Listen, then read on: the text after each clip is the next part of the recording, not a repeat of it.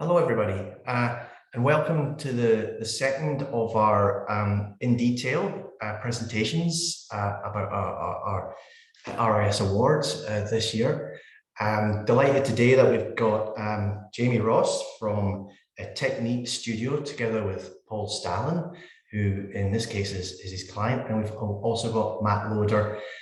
Jamie and Paul, they will be talking about the Den in Tinnebrugge, and Matt will be talking about the High Sunderland in Gala Shields. I haven't had the pleasure of visiting these buildings, but they're both fantastic and both deal in the subject of conservation in completely different ways. And last week we had Christina gave a fantastic talk, and that was about education, and there we had the same thing with the Forth Valley campus by Erskine Hall and Jedburgh Grammar campus by Stan Brand. And in the same way, they dealt with education, but we're quite different.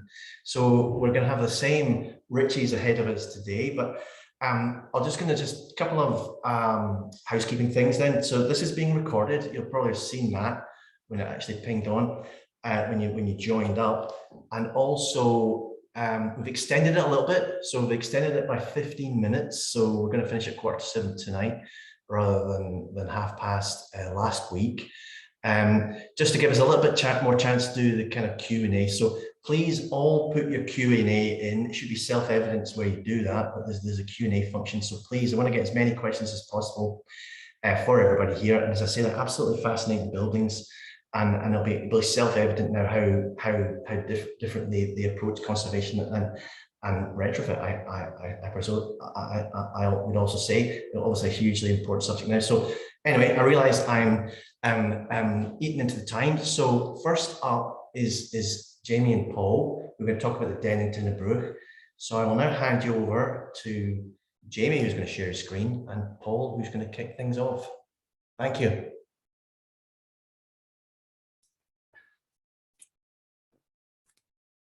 Hello, everyone. Paul Stalin here. Just a project that described today as a little housing, little house that my wife and I sort of worked on over the last number of years with Jamie, who's a good friend, and we worked together in the past. And I'll just give you an overview of really, the process and the ideas behind the project. I mean, effectively, when I'm a practicing architect, and it's unusual, to work with another architect, sort of remote from the practice to help us, develop the concept. But essentially, I mean, a brief, when we were discussing the project with Jamie was one that we consider in practice in our major projects that we do, and that's really all about celebrating our place, basically our place in Scotland, our place on Earth, and really just understanding our weather systems and kind of mining the impact of our climate on our psychology and our culture.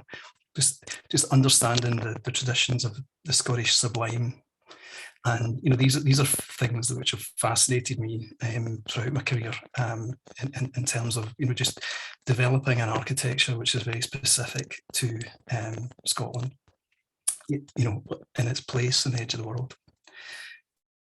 Additionally, kind of other preoccupation of mine is kind of romanticising my childhood experiences, growing up in urban Glasgow, building dens, and really just the idea of sort of supersizing, this idea of den building, and just the kind of agency you have and the freedom, to kind of immediately, deal with your context. And that I mean, growing up, I just loved reading books like Stig of the Dump and Swiss Family Robinson, and kind of romanticizing about that ability to kind of rest from the environment, a small space for oneself.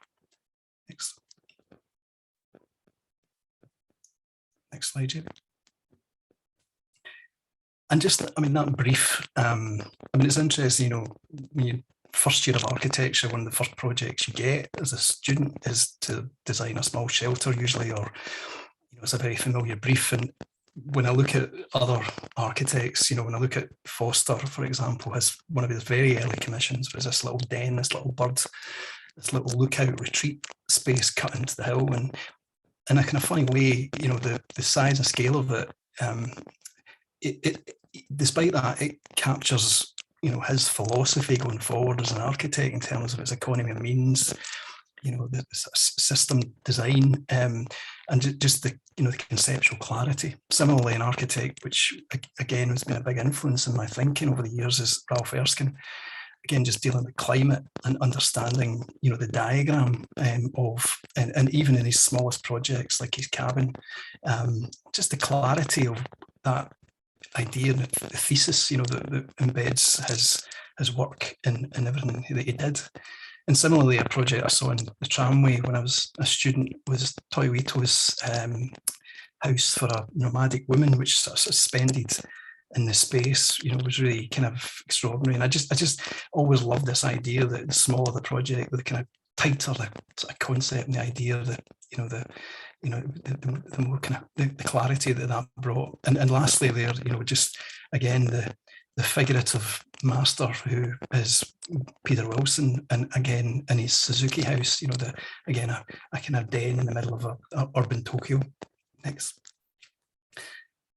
And so, I had the opportunity to try and manifest in a small way, all of these sort of ideas that I've been wrestling with as an architect through life, romanticising, as I say, just finding a small space for myself and my partner and kids in Tinnabrook. And this is the context, and it's really a place which I've spent most of my adult life at points in time. And we inherited a kind of small flat from my father-in-law, and I bought the downstairs, and together we basically made that space into a single volume. And you can see, the condition of what we had was really poor. Over the years, people had lined the walls with roofing felt and painted the external wall with masonry paint, which was water repellent. So the walls themselves were soaking wet, and the roof, was a mess. It had been cut up and carved and dormers put in. And the more we unpacked and, understood what we were dealing with, we at the beginning, we didn't really have a clear strategy until we started to kind of take bits away. We weren't actually clear what was, what we could retain. But again, I personally enjoy that process, almost like reflecting the way I work, as my sort of visual art practice, if you like. Next. And the simple thinking was, together with Jamie, exploring the idea of inverting the kind of thermal diagram, essentially taking a traditional house, which is heated with a fireplace, and the walls are effectively damped to a point, lined with plaster. When we remove all that plaster, and what we did is we effectively constructed a timber frame, put a full metal jacket, and sort of flipped the idea on its head, so that it was kind of warm internal walls. Almost like fusing a ship with a castle, giving it a skin. And even from the details, the small elements, I was picking up nails and the bits of newspaper you find on the floorboards, and beginning to make collages, and that whole process kind of extended through into the making of the house. And this, the house hopefully is really just this, almost like an extension of the art and the architecture, where I'm kind of preoccupied with construction systems and the hierarchy of those construction systems, and the sort of visual kind of identification of those systems and paintings and through sculpture. So that was a brief, dead easy, and Jamie will pick up from there.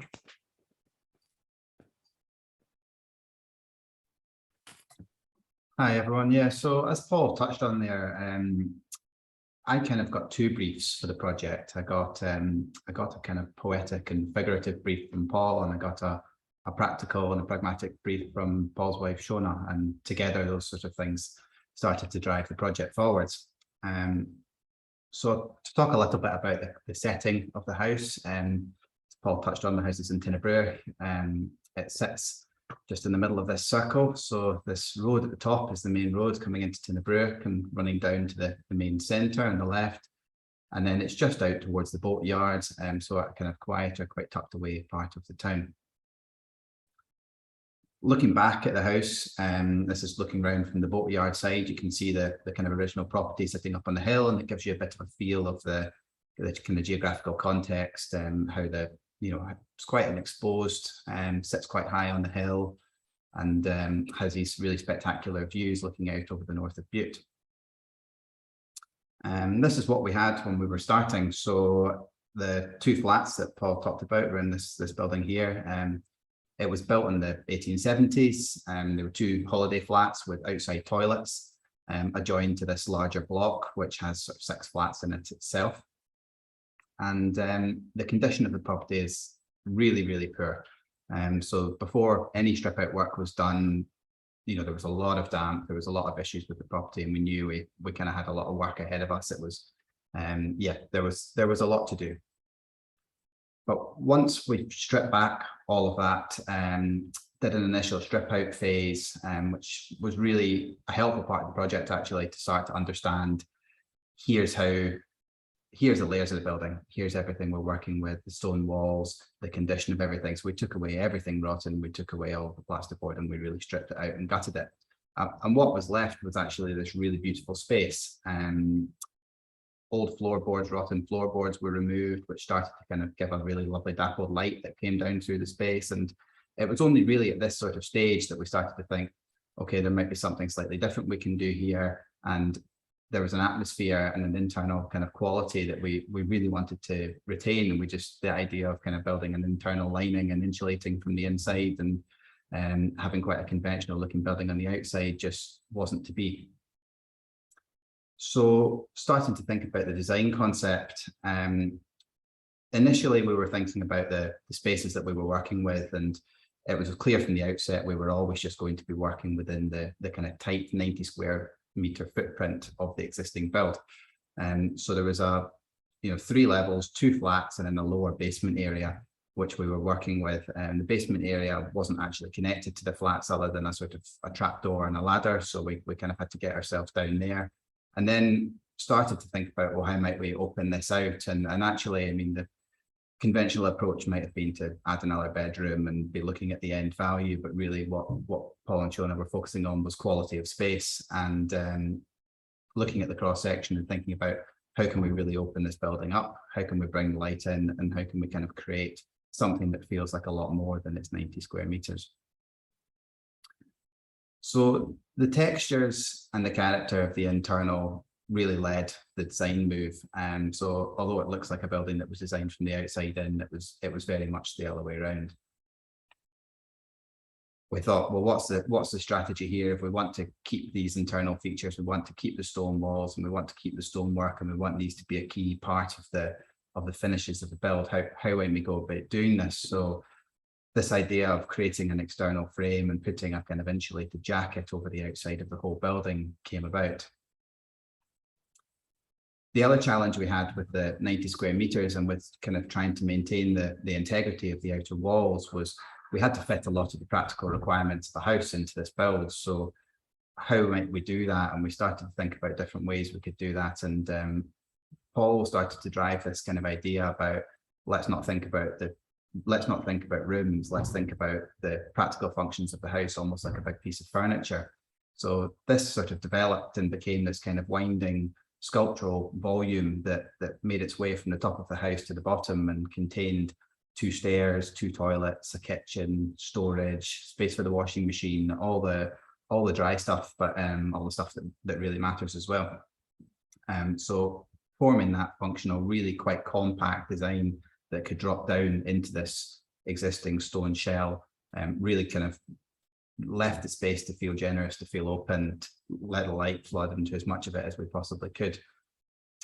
Over the outside, we had to clad, we had to insulate. So a concept for a timber exoskeleton and a steel jacket was established. Just having a quick look at the floor plans to sort of talk you through what's in the space. The brief was really straightforward. It wasn't about adding lots of bedrooms. It was about creating a functional and really generous living space, which is the upper ground floor. So you come down the steps from the road at the top of the property and enter into the mid-level. And this is where we have a kitchen, a dining space, a toilet, a living space, the stove. Upstairs is a mezzanine level, which is a kind of working studio space for Paul and Shona, and also a second living space. And then down into the basement, into the kind of darker area with less light. I mean, split level, and does have direct access out to the outside, but it's quite tight down there. Was a bedroom and an ensuite.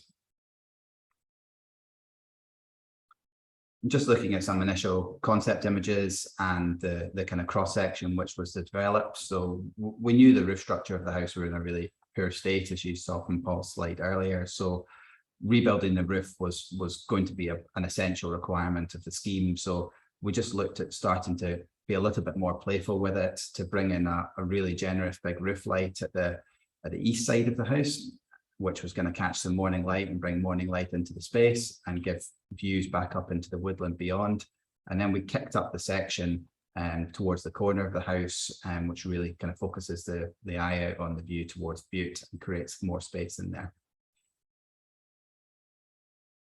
This next section starts to show you some of the kind of spatial dynamics of the circulation and how we kind of squeezed in these two stairs. And one of the kind of biggest challenges of the job was designing the joinery and making sure all of the joinery would come together really, really tightly and really compactly to leave all of that other space available. So as you can see in these kind of cross sections, there's quite a lot going on, with toilets tucked under stairs and furniture fitted wherever we felt we could get it. Going into the construction of the build, the first port of call was really to sort of stabilize the existing build. And once the existing roof structure was taken away and the outer masonry walls, it was just apparent quite how wet and quite how kind of crumbly and unstable they were. And fortunately, they were kind of deemed to be stable enough to survive the construction, but it was getting the steel in place to hold the top of that wall was a really key element. Another part of the build in terms of stabilizing those walls was pouring a concrete capping onto each of the end walls at the eaves, and that was just going to allow us to kick off with a steel frame, which was going to form the basis of a purlined roof, to give that kind of sense of volume and space. And that was the portal going up for the I'll call it the dormer for want of a better term, the kind of lookout post at the corner of the house. That power line isn't as close as it looks in this photo, so just in case anyone from HSE is watching. And then the next step from there was building this external timber structure. So one of the kind of key challenges of the timber structure was the crumbly nature of the stone walls meant we just couldn't fix into them. We couldn't get a secure fixing into them. And the step level of the site and the high level of rock around the site made it really, really difficult to just bring those walls down to the ground. So the engineer came up with quite an innovative solution, which was to drill a big long length of rebar, which went right the way through that and was bolted on the inside and bolted on the outside, essentially kind of bolting the frame right through to the inside, and those plates still exist as a kind of feature as part of the inside of the house. The minute the roof got on, we could start to look at drying out the walls, and this was quite a long process. So there was an extensive bit of kind of raking out, repointing work and repair work to be done around existing lintels. And one thing we were always quite keen on was that we were being really honest about working with the layers of this old building. So anything new, we just kind of quite obviously let it be new. So the image on the left shows us infilling and patching in areas where we were just using simple precast concrete lintels and engineering brick to fill the gaps and not try and pretend that we're doing anything other than working with an old structure and adding new layers, which gives a really kind of nice feel on the inside and a nice kind of reading of the building. Externally, once we had the timber frame on, we were able to really insulate that shell and give it its rain jacket. So And you can see in the next image, it's one of my many very blurry, very wet images from site visits up there, and that allowed the steel cladding to start to go on. So it was a standing seam steel cladding system that we used, and giving a really weather-tight and robust design solution.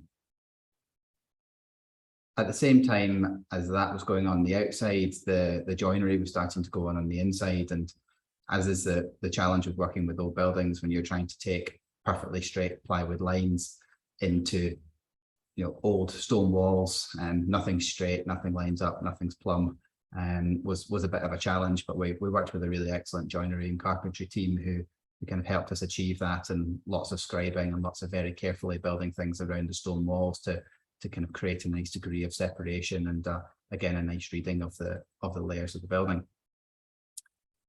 So this is the concluded and completed scheme, and although you would think a black metal box would be, well, some might think it sticks out like a sore thumb, but my reading of it is that it actually is quite a lot quieter than you might anticipate it being, and the position of the build within the town itself it's really quite tucked away, so you can see it, but only from certain vantage points. So you get these little glimpses as you kind of walk along the front, where you can start to see up and start to see the house, and the big lookout post at the corner starts to really stand out and becomes quite a nice feature in the skyline of Tinnabrook. And this is where you really start to see the build, is when you're out on the water and you're looking back. This was Paul taking me on a celebratory fishing trip to go and have a proper look at the house and not catch any fish. Looking in a little bit more detail, we applied a strict grid across the house, as is kind of necessity when you're working with a standing seam metal product like this. So there was obviously a discrepancy between the strict grid and then the naturally kind of uneven and odd window positioning of a very old building. So we started to play with the geometries of the window reveals, which you can see on the left there. So that one is a little bit more balanced, but for some of the others, there's a sort of quirky play where the window reveals just adjusts according to where the original window positions were. So we worked entirely with the original window positions, with the exception of the roof area, which was rebuilt from fresh. But it's just quite a nice little gesture to the inside, and there's just something really lovely in that left-hand image in particular, about that kind of glimpse through to see just something really completely different and really unexpected behind the shell.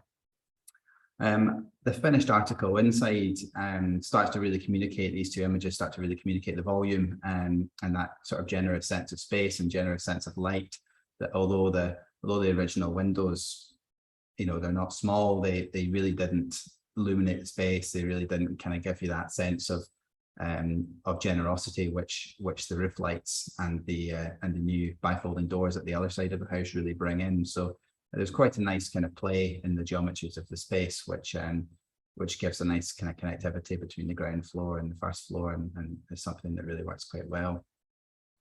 On the upper level, these two images start to communicate that kind of dual aspect nature. So the roof light on the upper level really becomes a window, and you can stand where that sofa is and look out and look up to the road and see people walking by, which isn't too much of a problem. It's a very quiet road, but it's really nice being able to kind of look up to the trees and then turn around and see the views out to Butte. And you can also start to see some of the kind of retained elements, and then the elements which we built, like the engineering brick infills and concrete lintel infills and things, so that the layers are really apparent.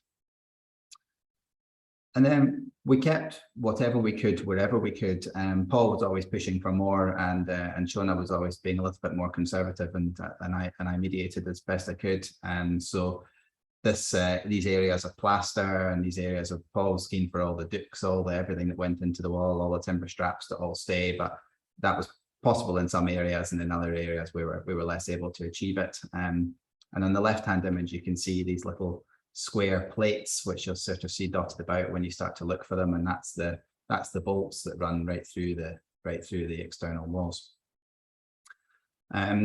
We tried to avoid using plasterboard wherever we could, and we were quite keen to create a really robust finish and something really durable, something that you wouldn't be painting. And something that kind of communicated that that sort of joinery furniture element. So we took a quite clear strategy to the kind of use of materials and use of colors. So wherever there was steel, it would just get a red oxide primer and no more than that. The birch plywood was just given a clear finish, and then the concrete obviously was exposed as was the existing stonework. And now I'm going to hand over to Paul and let Paul talk a little bit about the house in use and his sort of experience occupying it. Thanks, Jamie. Yeah, no, just sort of tidy up, finish off here. But I mean, the house is wonderful. We love it, and you know, we get so many memories here. I mean, as I say, it was the process was kind of cathartic for us. I mean, we lost our son, and we spent so much time up here with him, and it's just really special when we're up there. We take time out because just been really busy with practice, etc. So it's, I mean, it really is, and you just the change in light, and the sort of daytime nighttime personality of the house is it's really, it's very clear, and as Jamie says, it's the locally, it's the stealth house. I mean, you cannot see it. It just disappears into the hillside. So no, it's really done what it needs to do. Yeah, thanks. And just through time, we're beginning to work into the landscape and just really kind of inhabit. So the walls have got tiny little shelves, so we find debris on the beach, because the beach was effectively a midden in the Victorian times. They didn't have a road servicing Tinnabrook at that time. Everything came down from the Clyde. So we spent a lot of time just picking up things and placing them in the house, and having fun. We left all the nails underside the floorboards, and we've created string patterns, and you see, slowly it's beginning to take on a kind of lived in kind of experience. And just as I say, the kind of daytime, nighttime, it really is. It's cave-like, at night, and expansive during the day with the light, kind of coming in through the top. It has that sort of periscopic kind of quality where you're sit up on the hill and look out. The next phase 2 is we're saving up for artillery. We're going to install these big guns, so that we can basically take out all those yachties that pass. So that's the theory anyway, that it becomes a kind of zombie apocalypse house where we'll just lift up the drawbridge and disappear. That's the ideal den.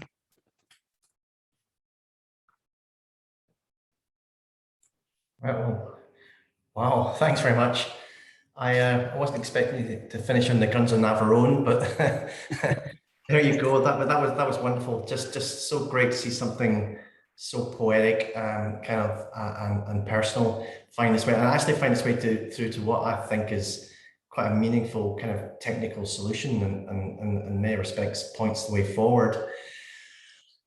And just as interesting, I'm now going to pass you over to Matt, who's going to run through his project in Gala Shields. So I'll pass you over quickly to Matt at High Sunderland. So I'll pass you over to Matt. I'm giving you a little bit of a chance to get your PowerPoint working, but are you almost there? I think we're good. Yeah, ready when you are. It's all yours. Right. Okay, well, hello everyone. I'm here to talk about High Sunderland, which we'll talk a little bit. I'll set the scene, I think, a little bit. So it was designed originally by Peter Womersley, who I think probably until recently was one of the most underappreciated post-war British architects, but he definitely is subject of a resurgence of interest at the moment for a few reasons. This is one of those reasons. So the Gala Ferry Dean stand, which Erskine Hall and David Narrows are in the throes of restoring at the moment. And this, which is perhaps one of the most visible buildings on your way into Selkirk, if any of you know it. This is Bernat Klein's studio, which is visible from the main road. a short walk from our project. So Basil Spence, when he was asked to pick the best modern house, his response was anything designed by Peter Womersley. So he was very well thought of in his time. And so the client for the original house was Bernat Klein, who was a textile designer who really made his name through the 1960s with tweed and a particular type of tweed called mohair. So he was the client for both the studio and also for High Sunderland's, the house that we were tasked with restoring. So the way that High Sunderland came to be was Bernat Klein was driving through the countryside and he saw this house and stopped and went and knocked on the door and asked who their architect was because he was so impressed with it. Well, this was a house that Peter Womersley designed for his brother as effectively as a wedding present. And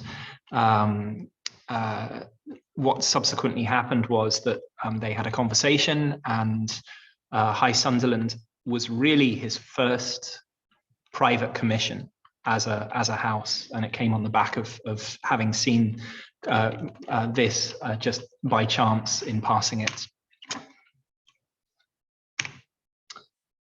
So the next few slides, I'm just going to show that High Sunderland became very much a backdrop for Klein's working. I have to say, Paul, this reminds me an awful lot of your own working practice and having work at home and how art and architecture come together. So this is Bernat Klein actually sitting in the living room at High Sunderland.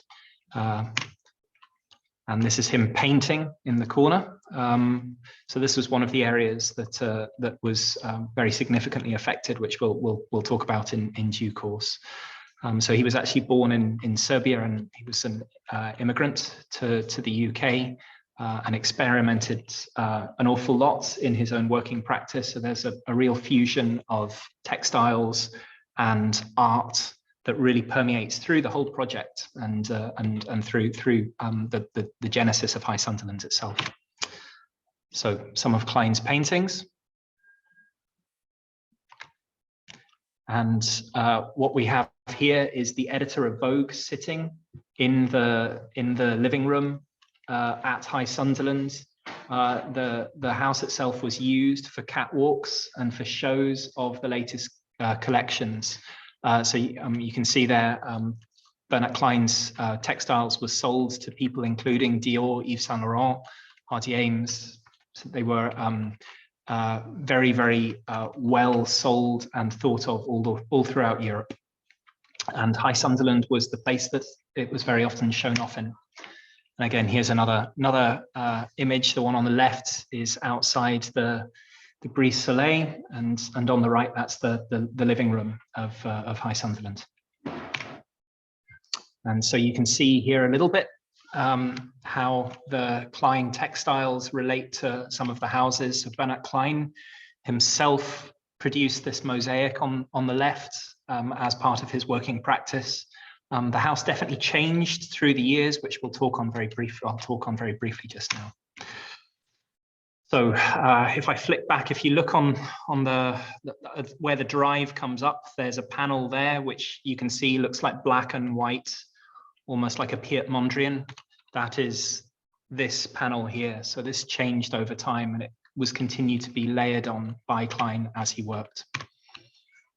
And some watercolors by Womersley of the house during the design phase.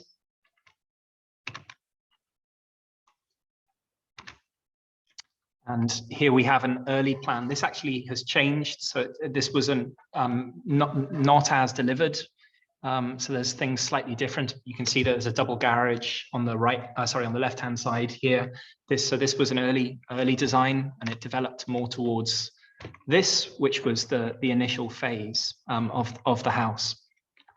One of the things that subsequently changed was that there, you can see it's like two rectangles that intersect around the front door in the kitchen, where there's the U and the W on the right-hand side ended up being there was a studio that was subsequently built, but that was the second phase. So here are some photos of the house upon completion.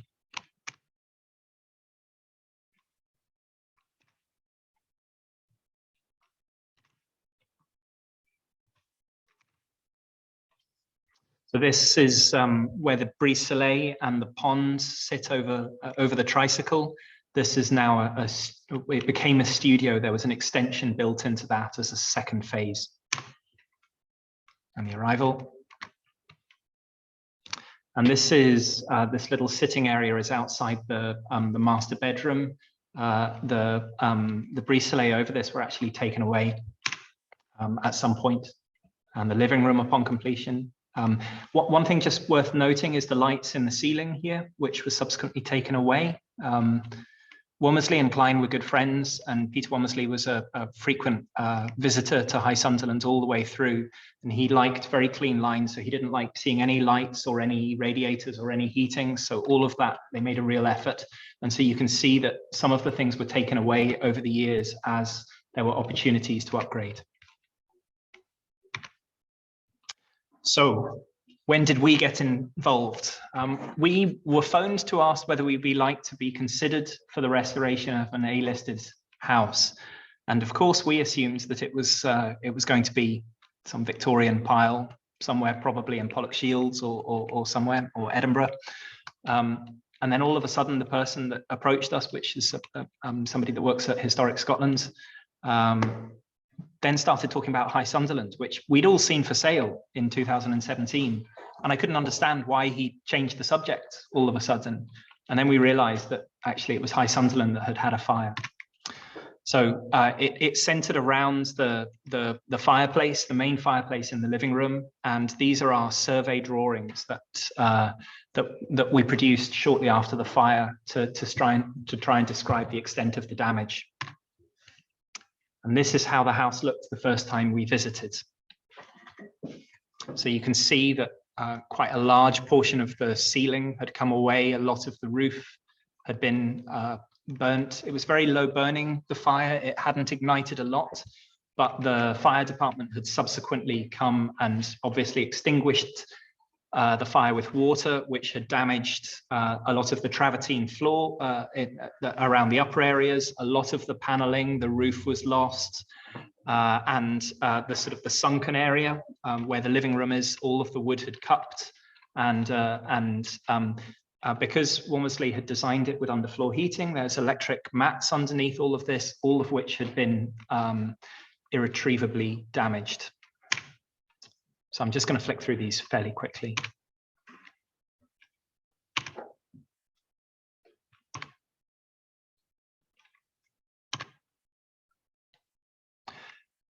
I think one thing that's worth saying is that so the clients bought this house in 2017, and up until that point, it had been in the Klein family. So Bernat Klein died, and his daughter Shelley had acquired it, obviously had inherited it, and she had taken, I think, very painful decision to sell it, and she subsequently written a very beautiful book called The See-Through House about her life growing up in this property. It's well worth reading, and it's very beautiful, this idea of how memory and architecture come together.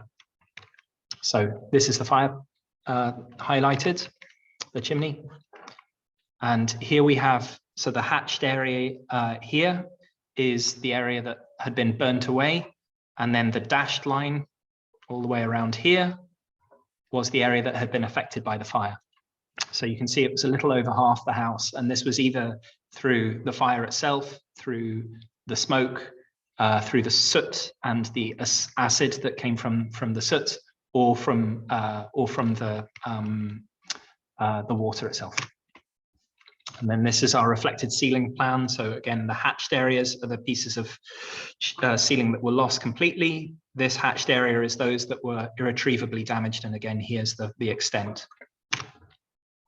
So our clients, I think, saw very, very quickly the opportunity to do something that subsequently wouldn't have been possible had it not been for the fire, which is to actually make meaningful thermal upgrades as part of this. So of course, there was an insurance claim that was part of this, but what they decided was that anything over and above the insurance claim that we could look at to effectively to retrofit and to green the house, we should be able to look at as part of this. So that was very much the second part of the brief, beyond beyond putting it back. And it's one of the very strange things is that we were aware that as a young practice, this was a big project for us. But actually in 100 years' time, the most important thing is that people remember Peter Womersley and Bernat Klein, and that Lodem and Teeth are invisible again. So our moment in this is the history of this building was very fleeting. So I'm going to flick through these reasonably quickly, just to talk about the conservation process. It's very significant for a few reasons, but particularly from its cultural significance. It marks a moment in time culturally in terms of both the architect and the client and everything that came out of that building. It really marks a very important moment in Scotland's history in modernism. And the inherent value in all of those things is evidential, historical, aesthetic and architectural, and social and communal. And so when you assess all of those things, it starts to describe why this building's really important. So clearance consolidation. This is us starting to strip out everything, which we did very carefully. And we really sifted through the debris to make sure that we understood as much as possible.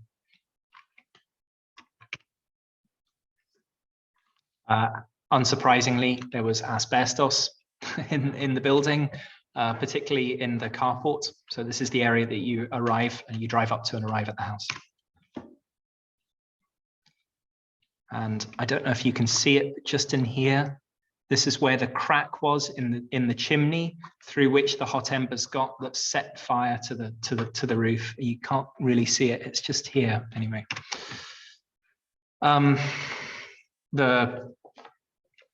The plants are the original plants that were Klein put in, and so there was they had been through quite a lot of shock from the heat, from the cold, from the moisture, from trying to dry everything out, and they were part of that consolidation effort.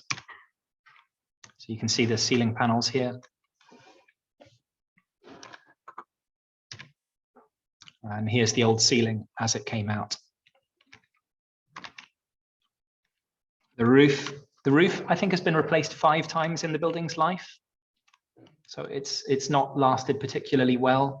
This did present us with an opportunity again to try and look at putting something rather more robust in there. I should say it's a ballasted roof. So over the top of this normally is pebbles, but they had been stripped back at this stage. And the walnut paneling, which goes into the master bedroom, which had been very badly damaged by water staining and the soot, the acid in the air after the fire. You can see the cupping in the floor here as a consequence of having been effectively turned into a swimming pool for a period of time. And there's an old fitted seat here and a storage cupboard up at high level. This was all destroyed by the fire. And the original curtains were very heavily soot damaged as well. So I should say our clients, Paul and Juliet, were fantastic at starting to reach out to people to look at where we could find alternatives in due course. And you can see a bit of water damage even here. So this is the dining area, the far end of the room, but you can see the impact that it was having here as well. And of course, like any old building, there was some slightly ad hoc electrical planning. So Harley Haddo, our services engineers here, had a job unpicking this and putting back something sensible. This is Klein's brush strokes on the console where he used to paint, that we had to make a real effort to try and retain as it was stripped back. And you can start to see the screens being installed here to try and protect the areas of the house that the clients were effectively living in. So they lived in about 40% of the house while the work was happening. And this all, I should say, was through lockdown. So our panelized roof drawing. And this is the paneling all being taken down. So it was all coded as per our drawing and then taken off site and stored safely away somewhere. And the decontamination, so because of all the soot and the acid damage, everything had to be cleaned back. So you can see some of the soot in the travertine here and the damage to the console. So this is the main floor being lifted, and in the master bedroom as well, everything being cut back in the ceiling. Plants being taken out to try and salvage them. So we did a lot of analysis. There were original drawings of the house, but they were sold separately when the house was sold through Lyon and Turnbull, and they were very good at actually allowing us access to try and work out how the original house was made. So these are some of those drawings. And we did a lot of sampling through Cricksmith of paints and of the timbers. We sent stuff down to Trada to get them to sample it, to tell us what species it was. Here we go. And these are the summaries of Cricksmith, so to try and work out what the original colors were. And there were quite a few instances where we put things back to the original color and not to the one that it had happened to be at the point at which the fire happened. So yeah, this is us showing an original. And again, so the chimney was painted a very different color ultimately to what it had originally been. And because there's been improvements in varnish over the years, a lot of the timber had been UV damaged. So we took the decision to strip that back so that it ended up being uniform in the end. We found some original drawings in a Swiss periodical. Our conservation architect, Ian King, actually worked in Switzerland as a student, and he remembered this from many, many years ago, and we felt like we'd want to watch when we found this. And our drawings starting to show the restoration process. So in red was the area that we touched as part insurance, parts consequential upgrade. The single biggest difference that we made was to the roof. It was kind of a cold ballasted roof. You can see it was a solid fill insulation. So from a interstitial condensation point of view, it was a bit of a risk. We really agonized over this, but we decided that actually what we had to do was turn it into a warm roof to make sure that the thermal jacket was as good as it could possibly be. And goes steel coming out. And we looked at a lot of the original Womersley buildings to try and match the profile of the leading edge to make sure that we weren't doing anything that hadn't been done before. So here are our drawings trying to justify ourselves that in making that warm roof, if we had a stepped leading edge, that it would be invisible.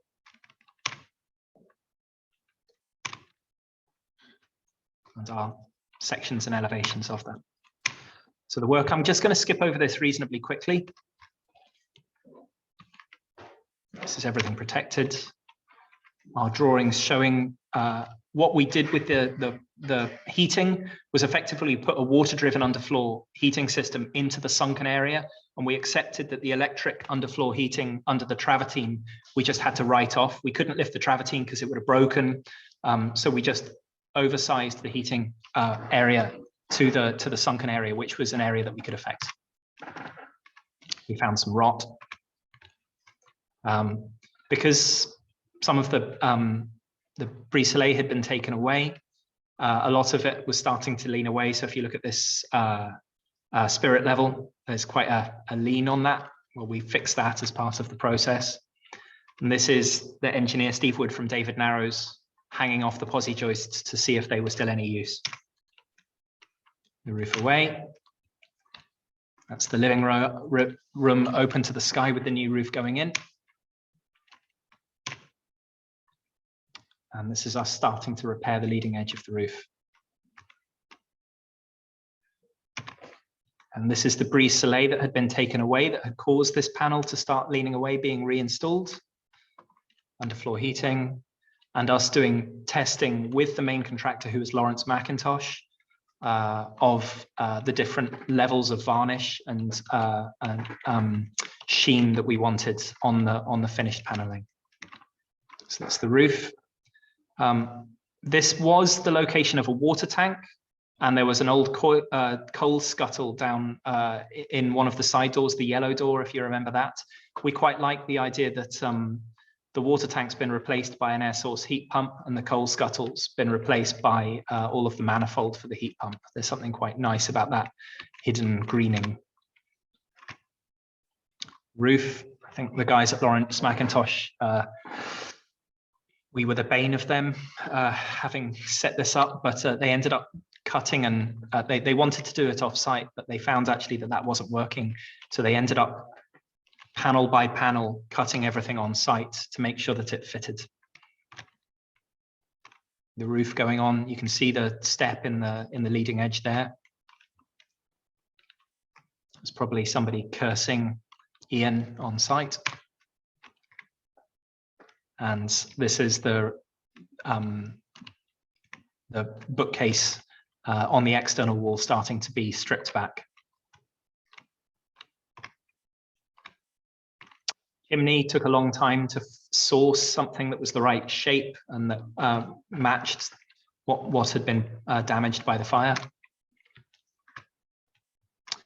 This was our asbestos panels, and we ended up finding cement particle boards that was the same chamfered profile.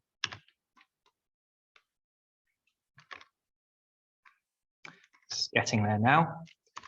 And so some of the lighting, again, it's just worth pointing out all of these lights. Ultimately, Peter Womersley wanted it all to be flush. So we ended up flushing out these lights above the dining space. And brise-soleil starting to be painted. And the ceiling just about there.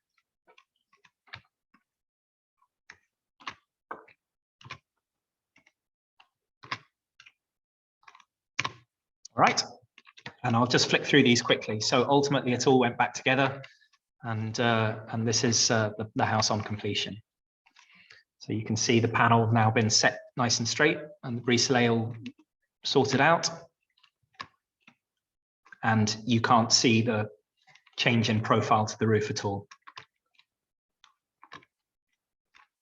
So one of the really strange things was that the first time that we actually got to experience the living room as it was designed was after we'd finished our work. And it was a pretty heartwarming experience to walk into this space and see it looking like this. A huge credit should go to Ian King in our office for that. He did a fantastic job of pulling everything together. Plants back in. And the console and the bookcase being inhabited. Master bedroom.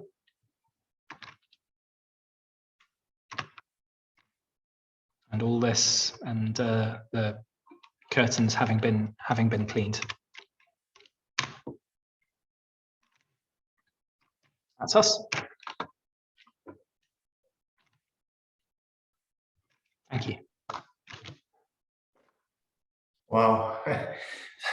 Thank you so much, Matt. That was quite a race through the whole process, but absolutely amazing to actually see all these photographs and all the documentation that you'd gathered. I had no idea that you'd gone into it in so much depth. Right, I've got quite a few questions. I've got a few questions that have come up. They're coming at me from a bundle of directions, so you won't all have seen them. And a few questions have obviously come up on the Q&A chart. So I'm going to try and join a few of them together to just kind of like maybe help.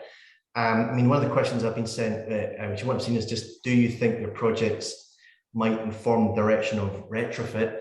And I think that's quite interesting because the middle question that we've had is you know, when retrofitting, have you left access for future generations to be able to upgrade in future decades? I will come back to the first question that someone's placed it up in the first instance. And for me, this is quite a big question, because this is a big, almost discussion or debate, a tension that there seems to be at the moment between kind of conservation and sustainability. And, you know, I think it's amazing that the different directions you've both gone, that, you know, Matt, you've almost had this kind of invisible way of bringing green ideas into conserving a building.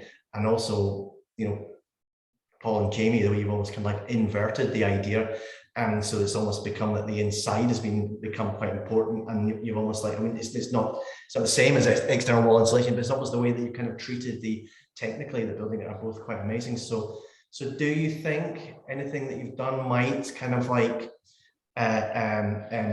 affect the way that people think about retrofit in the future, in particular, those that might come along later and upgrade what perhaps you've done? But Matt, you kick us off, because that direction, I think that question was originally pointed at you, I think, and then we'll let Jamie and Paul answer a lot of points in there, by the way. Yeah. I guess the answer is that I hope so, but I think that like good retrofit is really underpinned by common sense. One of the things that we were very careful to do was to make sure that that, for example, the ceiling remains demountable, and that there's an area in there that you can go back and get up into, and that there's a sort of it's like a purge of the layering that has happened over time, as happens on any house, right, where things get adjusted, and so this was a bit like a reset. And I think Paul and Juliet, the clients, will go back and deal with the rest of the house in the fullness of time. And what that has meant is that we do anticipate that, first off, that there might be a second phase to High Sunderland, but also that we had to leave it in an intelligible state. What does that mean for other projects going forwards? I mean, ultimately, we were acutely aware on this house that the floor finish in travertine and in the sunken area was incredibly important, and that was on show. And the ceiling, as it was in panelized timber, was on show. So there really wasn't anywhere to hide very much in any of this. Which was the challenge from a retrofit point of view. So what did we show? I think hopefully we really agonized over what we were doing with the roof, whether we were going to put it back exactly as it was, or to step the profile to make a warm roof. And I think we did so many drawings and sections through that to try and show that that wasn't going to be visible, to persuade ourselves that it was the right thing to do, because it was the one meaningful change that we made to the project, I think, in its visibility, except it is invisible. So I hope. Oh, I think you have. Yeah. I think you have. I think you've given us some sort of directions. It's just that, just that way you treated the roof, and you just can't see it. So, but it's not, you've not been absolutely precious in a Grade A listed building, and being able to get that additional insulation and insulation in the correct location, which I think is what you and Paul and Jamie, that's what that was all about. So I don't know, do you think that what you've done might inform others in the future, how they might? First of all, have you done anything to maybe allow changes to happen in the future? I realize that you and your family, Paul, are inhabiting the house, and already sort of it's a work in progress. But have you done anything that might let future generations upgrade, or I'll let you answer. Yeah, I mean, just quickly to touch and let Jamie expand, but I mean, effectively, the process, we didn't, we didn't have this design approach in mind when we started the project. I think when we started to unpack and deconstruct the existing house, we were thinking of strategies to kind of how could we work with what we had. And I think the idea of this sort of full metal jacket, building over existing structures is something which it's we hadn't really, there's a couple of examples that we could find, but the more we thought about it, the more excited I think we got about that potential. So if you're able to forgive a kind of new vernacular externally, the opportunity to kind of defurbish and unpick the kind of found architecture internally was really exciting. I don't know, Jamie. Yeah, I think the more we kind of, well, it's more we're all working and kind of improving our knowledge on retrofit, the more you realize that there really is no one size fits all solution. And the two projects kind of really demonstrate that. It's about prioritizing and doing what you can where you can, and we just sort of try and do that on every project in every way. In terms of access for the future, I think I suppose where we try and kind of focus on that is it's trying to avoid, it's trying to avoid poured concrete slabs where we can avoid them. It's trying to kind of build in a way that's that's mechanically fixed, or a way that can be adjusted, or a way that's demountable. So often finishes are very difficult to have them demountable. Matt's achieved it in his project with the panelized ceiling, but it's not a solution for everywhere. But for us, it's more about kind of not doing things which are going to cause a real problem down the line. And that's kind of where we try and focus our energies. I think that's really good answers. I mean, both amazing projects, but definitely helping me even think about how more inventive we could be about retrofit in the kind of future. I think they're both fantastic projects. And the next question I've got, and again, I'm going to double two up. It's like, has archaeology been an important part of your project? And also, I think that might bring in the questions of budget. I mean, that also brings this whole question about, we've got Glasgow School of Art and should be rebuilt. There's a whole series of interesting kind of discussions kind of happening at the moment. But for yourselves, was that an important part? I mean, I thought it was amazing in the den that you actually revealed a complete new archaeology, almost like this magical place that you could create a den on the inside.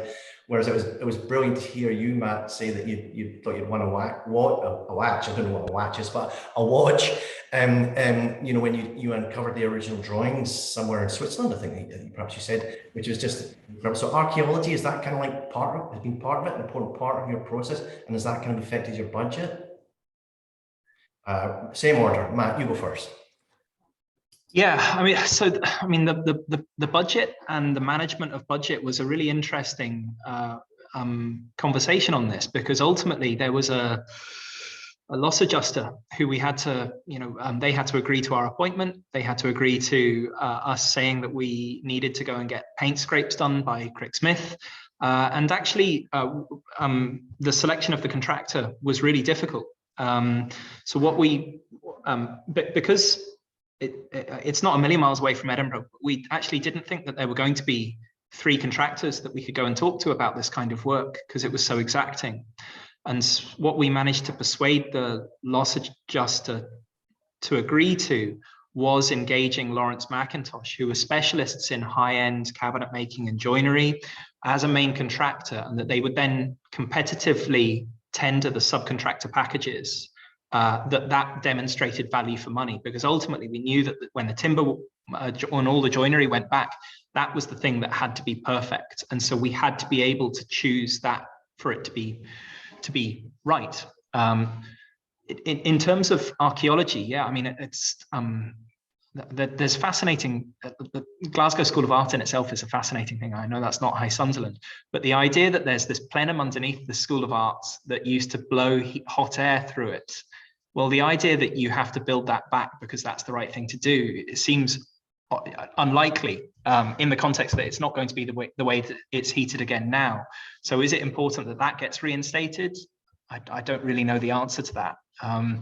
But I think understanding that layering of history was really, really important in getting High Sunderland back to the way that it needed to be. And so we were really, really deliberate and thorough in our research and analysis on what had gone before, so that we could make sure that we could understand and prioritize what went back, and that we could ultimately also demonstrate that that needed to happen to the loss adjusters who were going to be shelling out the money to pay for it. Great answer. Over to yourselves as well. It's obviously some fabulous, just the things that you've kind of exposed in the inside that you would just never ever see at the den. But what do you think yourself? Was that really crucial part of it? The existing context? Obviously it was, but what's your take on that? I mean, I think the 2 points. I mean, in terms of the archaeology, I mean, absolutely. I mean, it's such fun to go on that journey and just to, have that a forensic approach to architecture.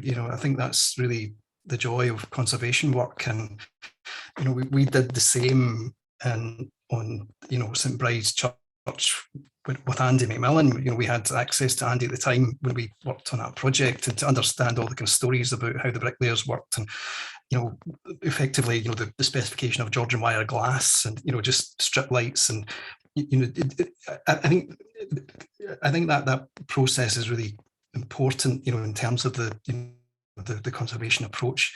But I think there's two elements, I think, in conservation, which, I mean, Matt in his presentation describes some of the kind of values that you need, to kind of consider. But fundamentally, there's technical value and there's philosophical value. And I think the conservation community is dominated by technicians and people who are very invested in, lime mortar and considering, the appropriate, technical solution. But philosophically, I think there's also a huge amount of consideration, that needs to be given to narrative, especially in urban conservation, in terms of, so for me, I think, the ghosts, the narrative, the value of what it means now, as well as the technical solutions Mark touched on with the plenums at the art school. I think it's just lovely dialogue between, these two worlds. So that's great. No, thanks, Paul. You've also gone into there's another question there about the theme of this year's RIAS convention is value. So it's great that you've started answering that question as well, because we've got so many of them. But Jamie, yourself, and how much value do you think? I mean, it's brilliant to see these kind of inventive approaches to retrofit. It's almost like a whole world's getting revealed for the Architectural Society. So Jamie, what is a big value to you, these ideas? I think, as Paul touched on, there's, talking about kind of value rather than archaeology, is that there's obviously an economic value in working with what we have, and seeing the way prices are, material prices are, all these sorts of things that are changing now for such a long time. It's just made sense to knock down and rebuild. And I mean, it's not a kind of new thing. Hopefully the movements in that are a start in terms of starting to look at the kind of economics of it, because it is such a critical thing. And I think until that starts to swing in our favor, we're having to try really, really hard. And with clients like Paul, which makes it's an easy run, but with other clients, you've got to work really hard to try and say, well, here's why you should keep what you've got there, and here's why we should try and maintain whatever you can. And I think I'm preaching to the choir here, because we're all trying to do it. No, it's obviously, there's all the embodied carbon question about retrofit, not demolishing, and making whatever we can of what's there. No, it's absolutely crucial. I think we're all totally kind of committed to that. So I've got two kind of questions here. I've only got I'm running out of time, so I'm going to be very quick here. But I've got a question here. Is that both projects seem quite special, and but there was both seem to be working projects. I think or works in progress. And I suppose you can probably answer that one, Paul, the way that you're inhabiting the project, and it's kind of a personal space, which is kind of great to see. But I also thought it was fascinating when you showed, I don't know how much you managed to keep of all the original brush strokes, and that I didn't realize there was this wall at the front in High Sunderland that they used to experiment with kind of textiles and things like that. But it's going to change. So so it's kind of a post-occupancy evaluation question. So I'm going to start with you, Paul. And so how do you think the house is evolving for you? It's getting messier. It's getting more lived in. I think, each visit brings something new. I think we see things we never saw before. I think visibly the house has changed colour in a year. It's gone from being dark to light. The stone is actually now gold. It literally was black. As the house dried out, it's really been transformational in terms of just the light. So and as I say, I think we kind of enjoy the sort of found objects. I mean, there's an old boatyard along the way, and always picking up pieces of wood and thinking where might be able to accommodate that in the house, and and so just really enjoying the layering up, I feel like. So I mean for me, the idea of the metal jacket as a counter to the weather, that we experience in the west of Scotland, with that very kind of intimate interior, capturing light when we can, but just the colour and the kind of intimacy of the internal space. I think there's a place for when we come across ruins and buildings, to consider enclosure as an option, rather than reverting to kind of internally lining old buildings. And I think the idea of flipping and inverting the thermodiagram has got agency for other projects, quite radically, on bigger projects even. Yeah, we've got a lot from it, and just enjoyed living in it and getting used to it. Oh, and Matt, don't worry, Jamie, I will come back to you. But Matt, how about High Sunderland? I mean, has it been occupied for long? Probably not. I think. How have you had any feedback, and are you going to have any feedback? Are you going to go back and? Yeah, I mean, it's one of the strange things I think about architecture is that the point at which we really finish our job isn't the end of the life for the building; it's the beginning of it. So we really try and stay in touch with our clients on a regular basis when the work is done, to see how it's all going. And so so Paul and Juliet, we're in touch regularly, and I think they're enjoying being in the house. They're enjoying having the living room back, that's for sure. We've heard that the acoustics are great for playing both Mozart and Led Zeppelin.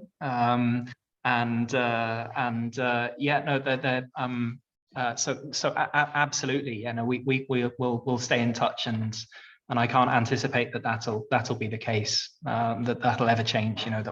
I hope that we've made friends for a long time yet.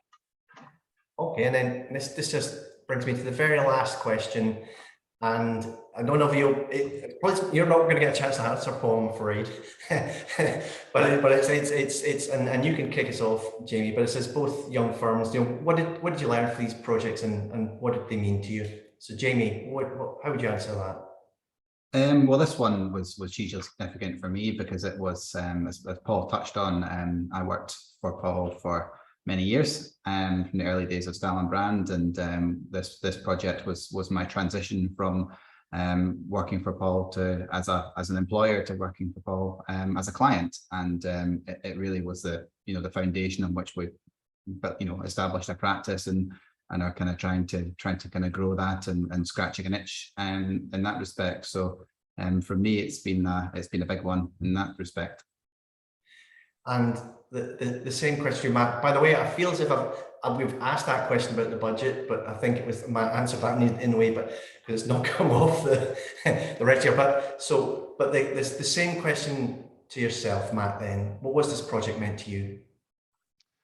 Well, there are only 2 A-listed modernist houses that we're aware of in Scotland, and this is one of them. So, we're maybe a little bit older than Technique, but not an awful lot older.